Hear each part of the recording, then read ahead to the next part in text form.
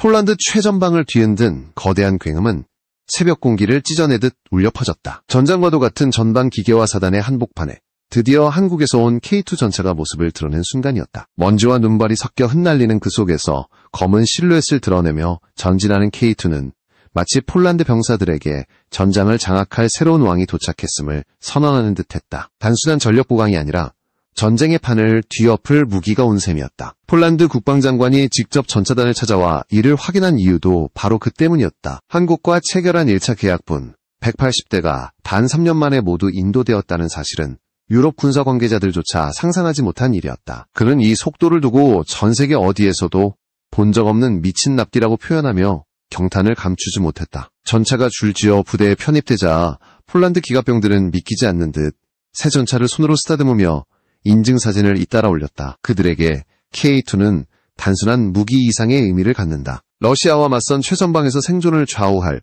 결정적인 방패이자 반격의 핵심 수단이기 때문이다. 병사들은 오랫동안 철진한 구형전차로 버티며 늘 목숨을 담보로 작전을 수행해야 했다. 하지만 K2의 전력화는 이들에게 완전히 다른 수준의 자신감을 불어넣고 있었다. 대한민국이 설계하고 조립한 이 전차는 그 자체로 신뢰와 성능을 동시에 상징하는 물건이었다. 폴란드 주요 매체들은 신형 K2 전차 도착 소식을 긴급 속보로 다루며 러시아 국경 인근에 이미 새로운 초강력 무기가 배치되었다고 보도했다. 그들은 한국산 지상 무기 체계를 두고 유럽 전장에서 가장 빠르게 전력화가 가능한 무기라고 평했다. 폴란드는 한국에서 직도입한 180대와 더불어 향후 총 1000대에 가까운 K2를 확보하기로 계약했는데 이 물량은 단순히 국가방위 수준이 아니라 유럽 전체 전력 구조까지 바꿀 가능성이 있는 규모다. 유럽 안보 환경이 불안정한 가운데 한국이 제공하는 안정적 생산 능력과 품질은 그들에게는 생명줄과도 같다. 이처럼 K2가 압도적인 속도로 인도되는 동안 전 세계에서는 전차 무용론이 제기되기 시작했다. 우크라이나 전장에서 드론 공격으로 미국의 에이브람스와 독일의 레오파르트가 연이어 파괴되는 장면이 공개되면서 전차는 더 이상 시대의 주력 무기가 아니라는 주장까지 나왔다. 특히 미국이 우크라이나에 제공한 에이브람스 31대 중 상당수가 자폭 드론 공격에 무력하게 파괴된 사실은 세계 군사 전문가들에게 충격을 안겼다. 에이브람스가 가진 강력한 장갑과 공격력을 무색하게 만든 것은 고작 수백 달러짜리 드론이었다. 이 장면은 전차라는 무기의 근본적 약점이 드러난 순간이었다. 하지만 바로 이런 이유 때문에 폴란드가 선택한 것이 K2였다. K2는 기존 서방 전차와 달리 기동성과 방어력의 균형을 극단적으로 끌어올린 3.5세대 전차다. 레오파르트가 수리조차 어려워 전장 중간에 후송되어야 하고 에이브람스가 과도한 중량 때문에 작전 제약이 심각한 반면 K2는 산악지형, 도시지형, 습지지형 등 다양한 작전 환경에서 뛰어난 작전 적응력을 보인다. 현대전에서 가장 중요한 요소가 기동성과 회피 능력임을 고려하면 K2가 왜 세계에서 가장 주목받는지 명확해진다. 단순한 전력 보강이 아니라 미래 전장의 흐름에 맞춘 무기를 선택한 셈이다. 우크라이나 전쟁에서 드론에 무력화된 서방 주력 전차들과 비교할 때 K2는 구조적 대응 능력에서 확실한 우위를 점한다. 한국은 오래전부터 북방 환경을 고려해 기갑 전력을 발전시켜왔기 때문에 드론과 장거리 타격이라는 현대전 변화에 빠르게 적응할 수 있었다. 실제로 한국방위사업청은 K2에 장착될 안티드론 제머 개발을 발표하며 자폭 드론의 신호를 교란해 무력화할 수 있는 시스템을 실전 배치하기 시작했다. 폴란드가 K2를 도입하며 기대하는 것도 바로 이러한 미래 대응 능력이었다. 단순히 강한 전차가 아니라 살아남는 전차를 원한 것이다. 폴란드 병사들은 K2가 자신들을 지켜줄 것이라는 확신을 갖고 있었다. K2가 폴란드 전방에 도착하던 날 병사들 사이에서 나온 말은 단순했다. 이제 우리는 전쟁을 두려워하지 않는다는 것이었다. K2는 그들에게 방어와 공격 능력을 동시에 제공하며 전장의 흐름을 주도할 수 있는 새로운 시대의 무기였다. 러시아 위협이 여전히 지속되는 상황에서 전차 전력 강화는 그 어떤 국가보다 절실했고 폴란드는 마침내 그 해답을 손에 쥐게 되었다. 하지만 이 모든 변화의 배경에는 한국의 압도적 생산 능력이 자리한다. 유럽 어디에서도 수년 단위로 지연되는 전차 납품 문제를 해결할 수 없었지만 한국은 폴란드와 체결한 계약을 오차 없이 맞춰냈다. 전체 물량 중 일부는 오히려 예정일보다 앞당겨 출고되었고 이는 유럽 방산 관계자들이 가장 놀란 부분이었다. 단순한 제조 능력이 아니라 기계적 완성도, 품질, 관리, 조립 속도까지 모두 세계 최상위권이라는 것이 증명된 장면이었다. 폴란드가 K2를 선택한 이유, 그리고 유럽이 K2를 주목하는 이유는 바로 여기에 있다. 전장에 가장 먼저 도착하는 전차가 진짜 전차이고 가장 빨리 움직이는 나라가 전쟁을 지배한다. 폴란드는 지금 그 무기를 손에 넣었다. 그리고 그 무기는 한국이 만들었다. 지금 폴란드 최전방에는 러시아를 향해 조준된 새로운 힘이 자리하고 있었고 그 중심에는 K2가 있었다. 이 전차가 앞으로 유럽 전장의 판도를 다시 써내려갈 것이라는 예감은 이미 현실이 되어가고 있었다. 우크라이나 전장에 참혹한 현실은 전차라는 무기의 개념을 완전히 뒤흔들었다. 미국이 우크라이나에 제공한 에이브람스 31대 가운데 상당수가 러시아의 자폭드론 공격에 연이어 파괴되면서 서방군 고위 관계자들조차 충격을 감추지 못했다. 사진 한 장이 공개될 때마다 전 세계 군사 전문 매체들은 충격적인 헤드라인을 쏟아냈다. 세계 최강을 자부하던 에이브람스의 포탑 위에서 불길이 솟구치고 있었고 드론이 남긴 잔해가 전차 몸체를 뒤덮고 있었다. 몇 개월 전만 해도 우크라이나군은 에이브람스가 전황을 바꿀 것이라 기대했지만 실전은 너무도 냉정했다. 이 전차들은 제대로 싸워보지도 못한 채 후방으로 철수했고 미군이 수십 년간 쌓아온 전차 신화는 그 자리에서 흔들렸다. 러시아 역시 처음에는 조롱받았다. 전차 위에 철창을 얹은 기괴한 형태의 방어 구조물을 설치했을 때 서방 언론은 이를 코프 케이지라고 부르며 비웃었다. 하지만 전황이 변하면서 우크라이나도 똑같은 철창을 전차 포탑 위에 올려야 했다. 드론의 자폭 공격을 피해 살아남기 위한 최후의 방법이었기 때문이다. 우크라이나의 철강 회사가 제작한 이 철창형 방어구는 전차의 기본 기능을 크게 저해하지 않으면서 외부 위협을 차단할 수 있다고 설명했지만 사실상 궁여지책이었다. 전차가 드론에게 일방적으로 당하는 상황을 감추기엔 한계가 있었다. 독일의 레오파르트 전차 역시 마찬가지였다. 서방이 자랑하던 3.5세대의 대표 모델이지만 전장에서는 취약한 장면만 계속 노출되었다. 레오파르트는 설계가 복잡해 전장에서 수리가 불가능한 경우가 대부분이었고 결국 부품 수리를 위해 다시 폴란드로 보내야 하는 사례가 늘어났다. 이 때문에 우크라이나군은 전차를 본래 목적이 아닌 마치 포병 전력처럼 원거리 사격용으로 사용하는 웃지 못할 상황까지 벌어지고 있다. 전차가 본연의 임무를 수행하지 못한다면 그 무기가 아무리 강력한 화력을 지녔다 해도 전장에서 살아남을 수 없다. 전문가들의 분석에 따르면 우크라이나 전쟁이 3년 이상 이어지는 동안 양측이 잃어버린 전차는 최소 1000대 이상이다. 충격적인 것은 그 대부분이 수백 달러 정도의 저가 자폭 드론에 의해 파괴되었다는 사실이다. 전차를 보호하기 위해 수십 년간 발전시켜온 장갑 기술이 고작 손바닥만 한 드론에 무너진 셈이다. 전차 무용론이 등장하는 것도 이런 배경 때문이다. 하지만 기술이 무너졌다는 뜻은 아니다. 오히려 현대전이 새로운 국면으로 전환되었음을 보여주는 증거였다. 이제 전 세계 군대는 드론 없는 작전을 상상할 수도 없다. 이 변화는 한국군의 전략 발전에도 큰 영향을 주었다. 한국은 북한과 직접적으로 맞닿아 있는 특수한 지리 환경 때문에 오랫동안 기갑전력 강화에 초점을 맞춰왔다. 그러나 현대전이 드론 중심으로 재편되면서 단독 기갑 투입만으로는 작전 효율을 보장할 수 없다는 문제의식이 커졌다. 특히 우크라이나 전장에서 러시아의 T-72 같은 구형 전차가 무인기와 대전차 미사일 공격에 속수무책으로 파괴되는 장면은 한국군에게도 중요한 경고가 되었다. 북한은 러시아와의 군사 협력을 강화하며 드론 기술 확보에 적극적이다. 수천 명의 병력을 러시아 동쪽 공장에 보내 조종 기술과 생산 기법을 직접 배우고 있으며 우크라이나 전쟁에서 드론의 파괴력을 목격한 뒤 무인기 전력을 본격적으로 육성하고 있다. 이런 변화는 한국이 장기적으로 더 깊이 있는 기갑전력 현대화를 추진해야 한다는 필요성을 분명하게 보여준다. 단순히 강한 전차를 만드는 것이 아니라 무인화와 복합 운용 체계를 기반으로 한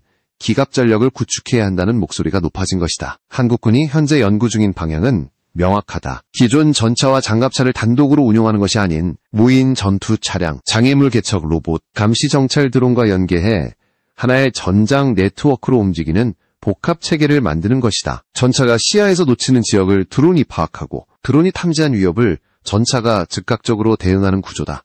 이 과정에서 AI 기반 자동 탐지 시스템의 도입도 활발히 논의되고 있다. 이는 전투원의 생존성을 획기적으로 높일 수 있는 방향이기 때문이다. 특히 장거리 탐지와 드론 대응을 위해서는 전차 자체의 정보 탐지 능력을 대폭 강화해야 한다는 의견이 힘을 얻고 있다. 360도 전방위 상황 인식 시스템은 적 드론이 접근하는 순간 전차가 자동으로 이를 감지하고 반응할 수 있도록 만드는 기술이다. 또 능동방어 장치는 대전차 미사일이나 드론 공격을 요격하는 데 필수적이다. 이러한 장치들은 이미 일부 국가에서 개발 중이며 한국도 이를 기갑전력과 결합하기 위해 다양한 개발 사업을 추진하고 있다. 한국방위사업청이 발표한 K2용 지능형 안티드론 제머는 그 대표적 사례다. 전차에 탑재되는 이 시스템은 재민 기술을 활용해 자폭 드론의 제어 신호를 교란시키고 항법 장치를 무력화한다. 즉 드론이 전차를 향해 접근하기 전에 스스로 길을 잃고 추락하도록 만드는 것이다. 이는 단순한 방어 장비가 아니라 현대전에서 전차가 살아남기 위한 필수 요소다. 전차 무용론이 확산되는 전 세계 상황에서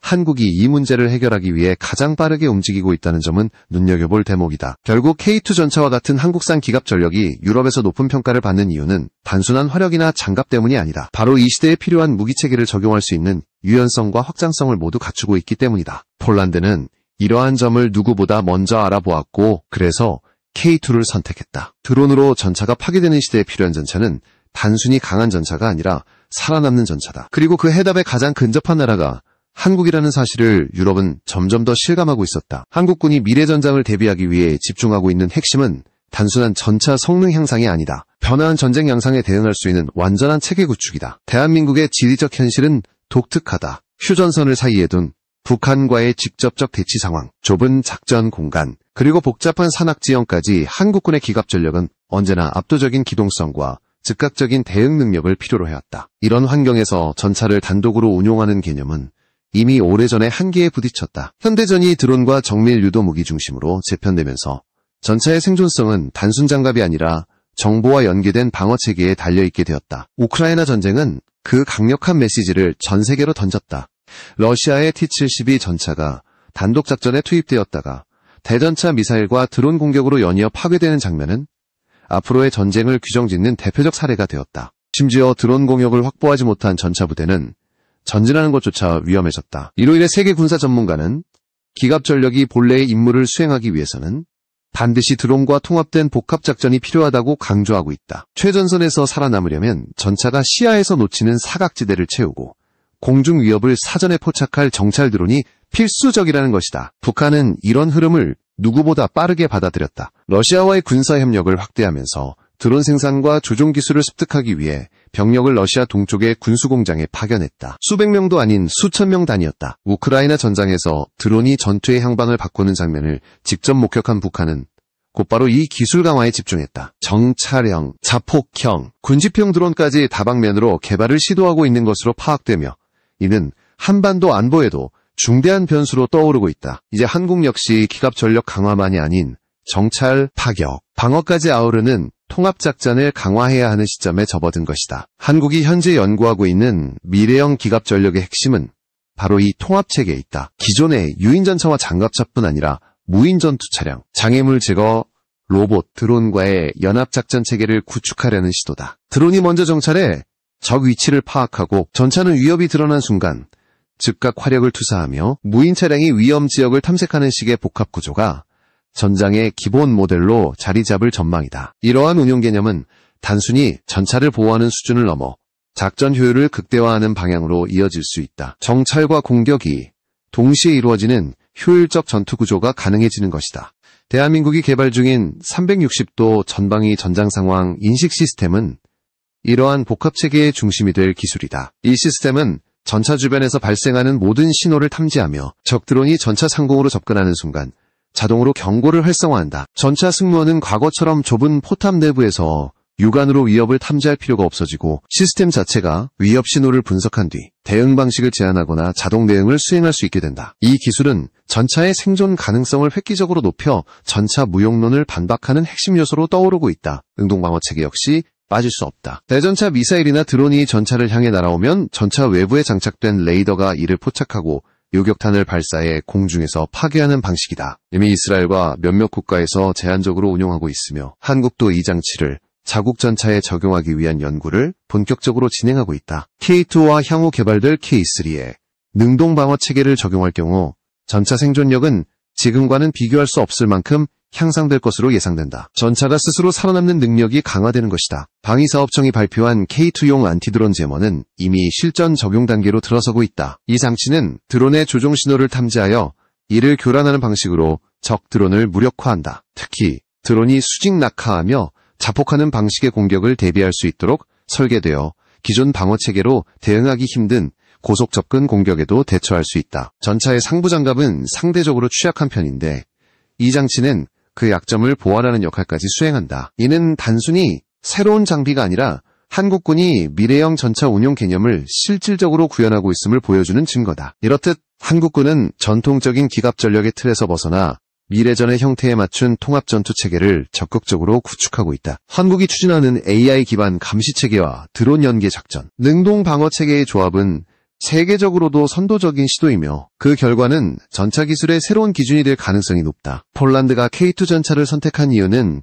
단순히 한국산 전차가 강해서가 아니다. 미래 전쟁에서 불가피하게 요구될 복합 작전에 이미 노하우를 갖추고 있는 나라가 한국이기 때문이다. 한국은 전차를 생산하는 나라를 넘어 전장을 설계하는 나라로 변화하고 있었다. 우크라이나 전장에서 벌어지고 있는 전차 무용론은 오히려 한국에게 기회가 되었다. 전차의 약점이 명확히 드러난 지금 그 약점을 보완할 수 있는 기술을 가진 국가가 세계의 새로운 표준이 될 수 있기 때문이다. 그리고 그 중심에는 K2 전차와 이를 기반으로 한 한국의 차세대 기갑전력 프로그램이 서 있다. 세계는 이제 한국이 어디까지 올라설 것인지 주목하기 시작했다. 미래 전장을 관통할 핵심 기술이 한국에서 나오고 있다는 사실이 점점 분명해지고 있었기 때문이다. 현대로템은 지난 40여 년간 축적해온 기술력과 실적을 바탕으로 세계 방산 시장에서 존재감을 빠르게 확장하고 있다. K2 전차와 차륜형 장갑차, 무인 차량 등 다양한 지상전력 플랫폼을 자체적으로 개발하며 국제 경쟁력을 입증해왔다. 특히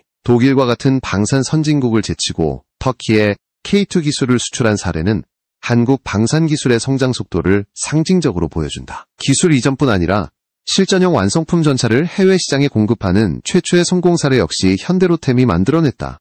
2022년 폴란드와의 계약은 그 상징적 장면이다. 폴란드는 단순히 전차를 구매한 것이 아니라 전차 생산 라인 구축, 장기적 정비 체계, 현지화 프로그램까지 포함해 한국과의 협력을 대폭 강화했다. K2 전차가 세계 시장에서 주목받는 이유는 단순한 화력이나 장갑 때문이 아니다. 가장 큰 강점은 수요국 요구에 맞춰 신속히 조정할 수 있는 유연한 설계 구조다. 전차는 국가마다 지형, 작전 개념, 군사교리 등이 다르기 때문에 동일한 모델을 그대로 쓰기 어려운 경우가 많다. 그러나 K2는 디지털 기반 설계로 인해 구성 요소를 빠르게 교체하거나 기능을 확장할 수 있으며 수요국이 원하는 옵션을 즉시 반영할 수 있었다. 이는 유럽 시장에서 특히 높은 평가를 받는 부분이다. 유럽 국가들은 기존 서방 전차가 지나치게 복잡하거나 납기 지원이 잦다는 문제에 시달리고 있었기 때문이다. K2는 기본적으로 120mm 활강포를 탑재하고 자동장전 시스템을 적용해 승무원을 3명으로 운영할 수 있도록 구성되어 있다. 자동장전 장치는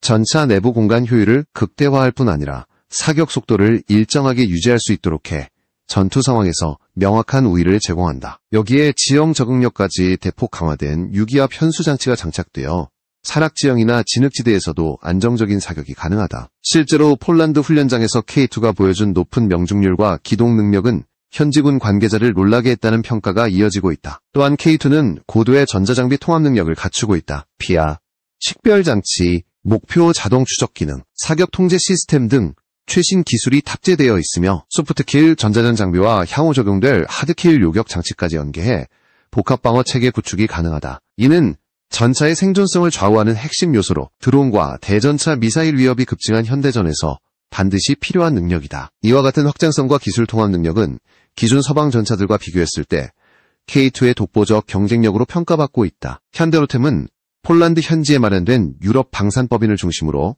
수출 확대 전략을 강화하고 있다. 생산 라인 확충, 정비 인력 양성, 현지 협력사 확보 등을 통해 유럽 내에서의 영향력을 넓히고 있으며 이미 일부 전차는 예정된 납기보다 수개월 빠르게 조기 출고되는 성과를 거두고 있다. 이는 단순히 생산 속도가 빠르다는 의미가 아니라 전체 공정의 완성도, 품질, 검증 체계, 공급망 관리 능력이 세계 최상위 수준이라는 사실을 증명한다. 한국산 전차는 이제 단순한 대체제가 아니라 유럽이 먼저 찾는 우선순위 무기로 자리 잡기 시작했다. 세계 전장이 빠르게 변화하는 가운데 각국은 차세대 전차 개발 경쟁을 본격화하고 있다. 폴란드는 K2의 전력화가 성공적으로 진행되면서 한국산 전차에 대한 신뢰를 크게 높였고 K3 전차 개발 소식이 공개되자 이를 높은 관심으로 지켜보고 있다. K2가 등장한 지 이미 18년이 흐른 지금 한국의 방산 기술은 다시 한 단계 도약하며 완전히 새로운 차세대 플랫폼을 내놓을 준비를 하고 있다. K3 전차는 K2의 장점을 계승하면서도 미래 전장을 지배할 기술을 통합한 완전히 새로운 개념의 플랫폼이다. 그 중심에는 무인화 기술이 있다. 전차의 위험도를 낮추고 운용 효율을 극대화하기 위해 포탑 무인화와 원격 사격 통제 시스템이 핵심 요소로 떠오르고 있다. K3 초기 모델에는 RCWS가 탑재된 형태로 등장했는데 이는 사수가 외부로 신체를 노출하지 않고도 사격 임무를 수행할 수 있게 하는 장치다. 이 기술은 단순한 장비 변경이 아니라 전차 작전 개념의 전환을 의미한다. 전장 환경이 복잡해지고 위협이 다변화된 상황에서 무인포탑은 생존성을 극대화하는 최적의 해법 중 하나다. K3 전열화학포 적용 가능성은 더 큰 주목을 받고 있다. 전열화학포는 화학 에너지를 전기 에너지로 제어해 탄속을 극적으로 끌어올릴 수 있는 첨단 기술이다. 미국도 이를 개발하기 위해 오랜 기간 연구했지만 아직 양산 단계까지 도달하지 못했으며 그만큼 구현 난도가 높다. 대한민국이 이 기술을 실험하고 있다는 사실 자체가 세계 방산업계에 관심을 끌고 있으며 기술 확보에 성공할 경우 전차 화력의 패러다임이 완전히 뒤바뀔 수 있다. 탄속 증가와 관통력 향상은 전차의 공격 능력을 획기적으로 강화하는 요소며 이는 미래전에서 절대적인 주도권을 가져오는 핵심이다. 물론 전열화학포를 실제 K3에 적용하기 위해서는 해결해야 할 과제도 존재한다. 반동 제어 문제, 중량 증가, 안정성 확보 등 복잡한 기술적 난관이 남아있기 때문이다. 그러나 한국은 복합장갑 기술과 경량화 소재 개발에서 이미 높은 기술력을 보유하고 있어 관련 연구가 빠르게 진전될 가능성이 높다. 세라믹 기반 장갑, 복합 소재, 모듈식 장갑 체계 등 다양한 기술적 기반이 확보되어 있어 고출력 무기를 탑재하기 위한 기반은 충분히 갖춰져 있다. K3 전차의 개발 방향은 단순한 스펙 향상이 아니라 미래 전장을 주도할 기술 혁신을 목표로 하고 있었다. 이처럼 K2가 세계 시장에서 입지를 굳혀가는 동안 대한민국은 이미 차세대 플랫폼 K3를 통해 더 먼 미래를 준비하고 있었다. 방산기술 경쟁은 이제 시작에 불과하며 세계 각국이 전차 개발에 사활을 걸고 있는 상황에서 한국의 기술력은 유럽과 미국을 위협하는 수준으로 성장하고 있다. 폴란드는 K2의 등장만으로도 유럽 전차 시장의 판도가 바뀌었다고 평가했는데 K3가 본격 공개되는 순간 전 세계 전차 기술 표준이 완전히 다시 쓰일 가능성이